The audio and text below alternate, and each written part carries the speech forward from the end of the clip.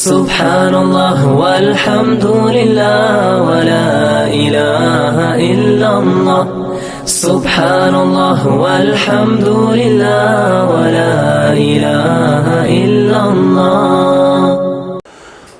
سورہ مائدہ آیت 11 12 دو آیتیں۔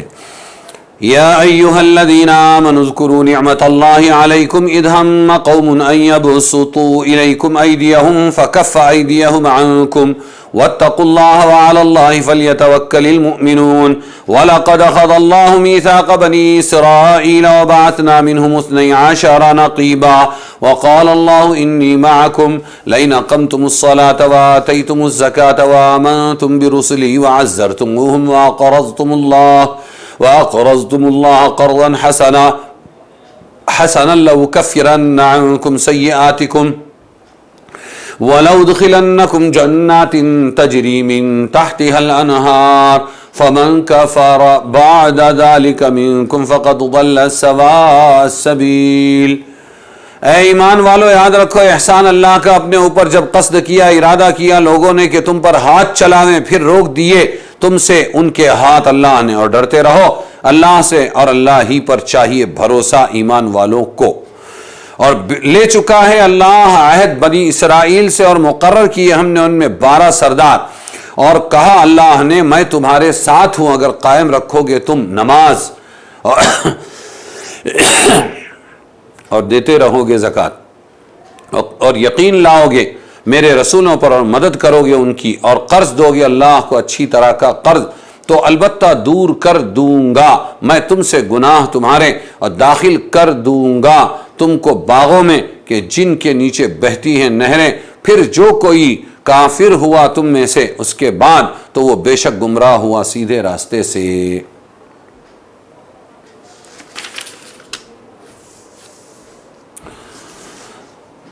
سورہ مائدہ کی آیتیں پہلے گزر چکی ہیں، ان میں اللہ تعالیٰ نے مسلمانوں سے ایک عہد و میثاق لینے، ان کے ماننے اور تسلیم کرنے کا ذکر فرمایا۔ وَاذْكُرُوا نِعْمَتَ اللَّهِ عَلَيْكُمْ،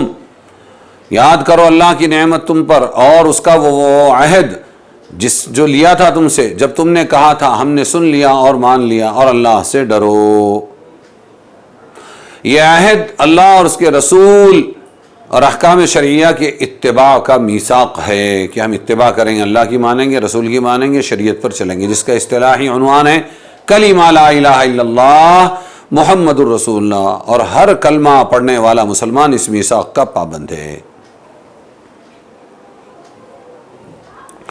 اس میں یہ بھی بتایا کہ دشمن کے ساتھ بھی انصاف کرو گے، اور یہ بھی بتایا کہ اقتدار پانے کے بعد دشمنوں سے انتقام نہیں لوگے، بجائے بلکہ انصاف کرو گے، رواداری کرو گے۔ یہ میثاق خود بھی اللہ تعالیٰ کا ایک بڑا انعام ہے، اس لیے اس کو اذکروا نعمت اللہ کہا کہ اللہ کی نعمت کو یاد کرو۔ پھر اذکروا نعمت اللہ سے شروع کر کے یہ بتلانا منظور ہے کہ مسلمانوں نے اپنے عہد میثاق کی پابندی کی تو اللہ تعالیٰ نے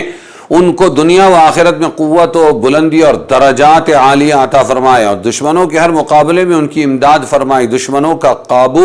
ان پر چلنے نہیں دیا۔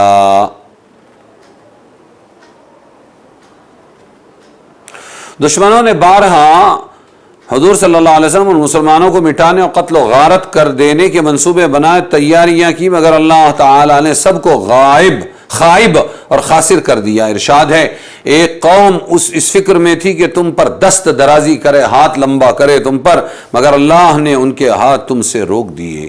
مجموعی حیثیت سے تو ایسے واقعات تاریخ اسلام میں بے شمار ہیں کہ کفار کے منصوبے فضل خداوندی سے خاک میں مل گئے، لیکن بعض خاص واقعات ہیں۔ مثلا ایک روایت ہے کسی جہاد میں رسول اللہ صلی اللہ علیہ وسلم اور صحابہ کرام ایک منزل پر قیام پذیر ہوئے، صحابہ مختلف حصوں میں بٹ گئے، اور آپ صلی اللہ علیہ وسلم نے اپنی تلوار ایک درخت پر لٹکائی اور اپنا جانور باندھا، اور وہیں آرام کرنے لگے کہ ایک دیہاتی آیا، اور اس نے آ کر آپ صلی اللہ علیہ وسلم کی وہ تلوار پہلے ہاتھ میں لی، آپ گھبرا کے اٹھ گئے، تو اس نے پوچھا بتا اے محمد اب تجھ کو مجھ سے کون بچائے گا؟ پوری سنجیدگی متانت سے آپ صلی اللہ علیہ وسلم نے فرمایا اللہ۔ پھر اس نے یہی پوچھا، پھر فرمایا اللہ مجھے بچائے گا۔ اس پر ایسا رعب طاری ہوا، تلوار ہاتھ سے گر گئی، اور آپ صلی اللہ علیہ وسلم نے اپنے ہاتھ میں وہ تلوار لے لی، اور پھر آپ نے پوچھا بتا اب تجھے مجھ سے کون بچائے گا؟ تو اس نے کہا آپ بھلا معاملہ کرنے والے بن جائیے۔ پھر صحابہ کو بلایا اور وہ بیٹھا ہوا تھا وہاں، پورا واقعہ سنایا آپ صلی اللہ علیہ وسلم، لیکن اس سے کچھ نہیں فرمایا۔ اسی طرح بعض صحابہ نے ایک اور واقعہ ذکر کیا۔ کعب ابن اشرف یہودی سردار تھا، تاجر تھا، ایک مرتبہ حضور صلی اللہ علیہ وسلم کو اس نے اپنے گھر میں بلا کر قتل کرنے کی سازش کی۔ اللہ تعالیٰ نے آپ کو اس کی اطلاع دے دی، اس کی سازش خاک میں مل گئی، فیل ہو گیا۔ اور ایک واقعہ ذکر کیا گیا، کسی معاملے کے لیے یہود، بنی نذیر کے یہود آپ صلی اللہ علیہ وسلم ان کے پاس تشریف لے گئے، کوئی کام تھا، کوئی معاملہ تھا۔ آپ صلی اللہ علیہ وسلم کو ایک دیوار کے نیچے انہوں نے بٹھایا، ایک آدمی کو مامور کیا دیوار کے اوپر پیچھے سے جاؤ، بڑی چٹان پتھر آپ پر ڈال دو تاکہ آپ کا کام تمام ہو جائے، لیکن اللہ کے رسول کو وحی سے معلوم ہوا آپ وہاں سے اٹھ گئے اور یہ سازش بھی فیل ہو گئی۔ تو کوئی بھی واقعہ ہو، یہ واقعات سبب بنے۔ اس میں ایک ارشاد اتقوا اللہ فرمایا کہ دیکھو ان کے ہاتھ تمہاری طرف بڑھ رہے تھے، لیکن اللہ نے انعام کیا۔ اذ ہم قوم، اے ایمان والو یاد کرو اللہ کی نعمت تم پر کہ جب قوم نے ارادہ کیا کہ تمہاری طرف ہاتھ بڑھائے تو اللہ نے ان کے ہاتھوں کو روک دیا، اور اللہ سے ڈرو، اللہ ہی پر مومنوں کو بھروسہ کرنا چاہیے۔